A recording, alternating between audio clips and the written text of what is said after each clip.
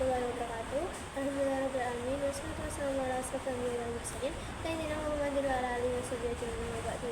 Yang terhormat kepada Abi dan Mida selaku pengasuh Daftar Pesantren Seperti Marai Balifida, dan yang saya hormati kepada Gus Awal, Gus Amit, Lilian, Ninggara, Neng Kamila, Gus Syefa, Gus Ahmad, dan Abang Mahmud dan Umma Uswa, dan tak lupa juga kepada keluarga yang ada di rumah yang selalu mendukung saya dan yang selalu saya sayangi, dan tak lupa juga kepada teman-teman saya yang ada di pondok dan yang ada di rumah yang selalu saya banggakan dan saya sayangi. Perkenalkan, nama saya Nisbatul Janati, saya kelas 8 dari MTS Al-Quran Marai Balifida. Saya ingin mempresentasikan materi menjadi saya, yaitu pelajaran fikih tentang talak.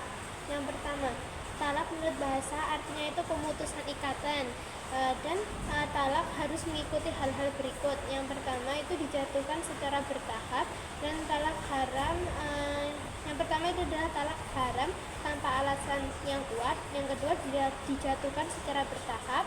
Yang ketiga itu talak haram ketika perempuan, nah itu dalam masa tidak suci.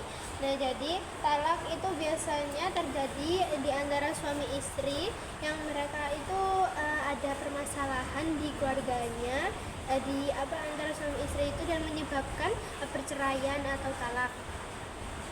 Nah jadi kalau suami mau nalak itu haram ketika dia tuh menalak istri yang tidak suci atau dalam masa haid, dan talak juga haram dilakukan tanpa alasan yang kuat. Misal aku mau talak lah gitu, nah itu kan kita nggak punya alasannya ya. Nah, jadi kita tuh itu termasuk haram. Jadi kalau perceraian itu harus benar-benar memiliki bukti yang kuat atau alasan yang kuat, dan dijatuhkan, dan talak itu biasanya terjadi oleh suami dan istri, suami istri.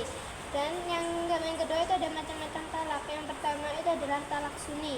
Talak suni yaitu suami menalak istrinya, jadi suaminya yang minta cerai ke istrinya. Habis itu talak bidai itu adalah talak pada waktu dan salah yang talak dan jumlah yang tidak tepat. Jadi talaknya itu dalam waktu yang tidak tepat. Dan yang ketiga itu adalah talak rajai, yaitu talak 1 atau 2. Dan kalau talak bain itu adalah suami yang menjatuhkan talak kepada istrinya, tidak bisa rujuk kembali. Dan kalau ingin rujuk kembali itu harus menikah atau akad. Di situ talak bain kubra yaitu menjatuhkan kepada istri, yaitu talak yang ketiga. Dan talak itu dibagi menjadi 4 ya. Yang pertama itu adalah talak dengan ucapan, yang kedua talak dengan tulisan, dan yang ketiga talak dengan cara mengirim surat, dan yang keempat talak dengan syarat. Oke, cukup sekian dari saya. Apabila ada salah kata, saya mohon maaf sebesar-besarnya. Saya akhiri wabillahi taufiq wal hidayah. Wassalamualaikum warahmatullahi wabarakatuh.